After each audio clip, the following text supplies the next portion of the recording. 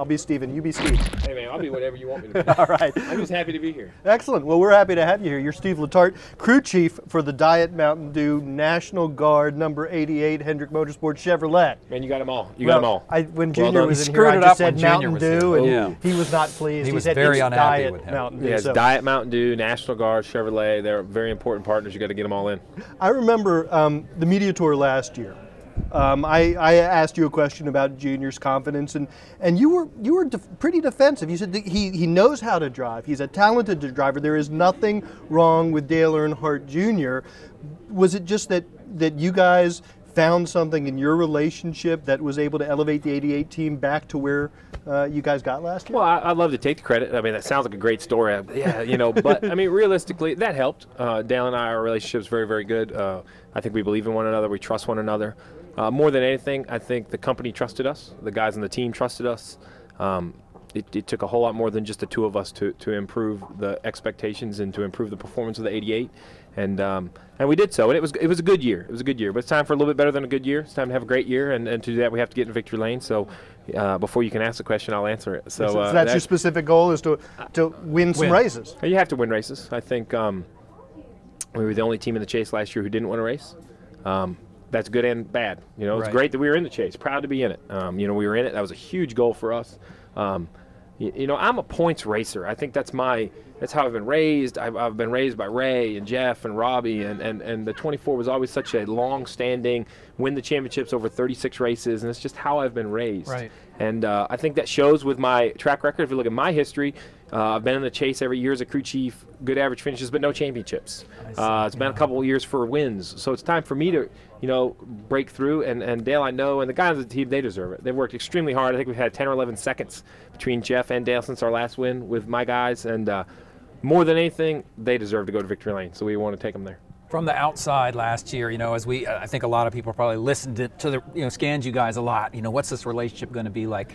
My observation or my feeling was from the beginning that you had kind of a very matter-of-fact attitude with Junior. You just dealt with the problems at hand. There wasn't a lot of excess emotion involved. Did you feel like that was a good place for you guys to be, or is that an accurate characterization from your standpoint? Oh, I think Dale and I have a great foundation for the short amount of time that we've been together, and that's very unique. But we can be a very matter of fact at the racetrack because it starts with we don't have to tell each other that we believe in one another. We don't have to tell each other, man, I know you're doing all you can. It is a given that he shows up every day on time with his game face on, ready to go.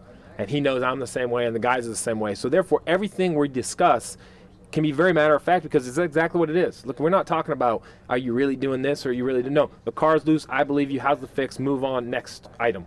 And that helps us, you know, be efficient, go through the business as quick as possible. The best thing is we did a very good job of reviewing our performances together, which that allows you to learn a whole lot more. You know, the review process is really where you learn the most. You don't learn that most actually going through it. It's a pretty quick day. Sunday, the races go by pretty fast. You learn the most. You do what you do. Yeah, when you know, we both listen to, you know, we both put the audio of the race on iPods and we listen to them and we watch the DVDs and we just, you know, he is a student of the game. He understands racing as well as anybody I've ever met. And so he understands, and he's a very good critic even to himself. So we're very clear on our goals, and we're just excited to get the year going. We're ready to race. You know what I think is really interesting about Junior is when you think about Junior, you think about super speedways and you think about short tracks. And those seem to be on the opposite ends of the spectrum. How do the skills relate that makes him successful on the largest and smallest tracks on the circuit? Well, I think, you know, it's interesting. They're very separate skills, but you drive them the same way. And I mean that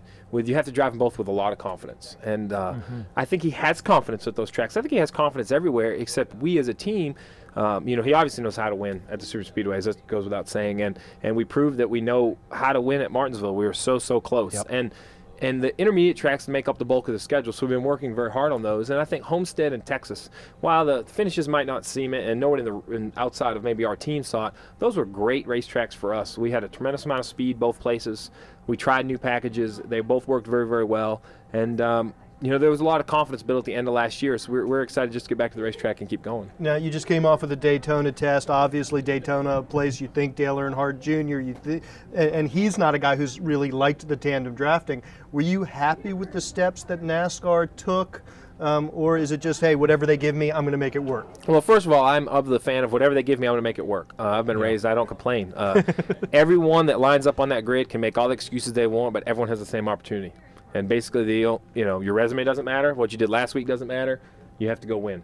And so I'm going to take that. But as far as NASCAR steps, I'm extremely proud of NASCAR. I'm proud to be a part of it. We went down in November to try to help them get a head start on what the preparations would be. We went back down in January. I think they're going about it the best way I know how. If I had suggestions, I would go give them to them. I am excited to break up the two-car tandems. I've told this story before. Dale and I went to Daytona last year.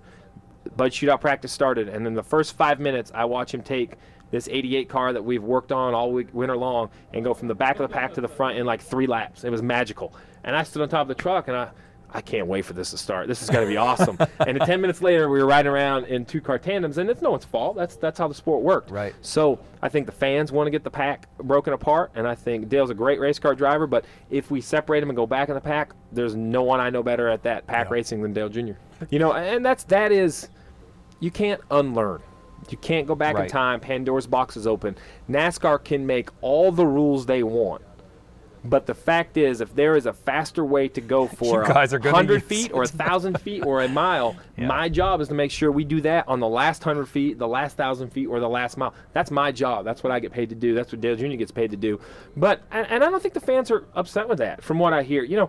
If you take the white and you get hooked up and you have this great 3-wide finish, that's what they want. The fact is, we want to give them their money's worth. When they come down, they support us, they buy tickets to the Daytona 500.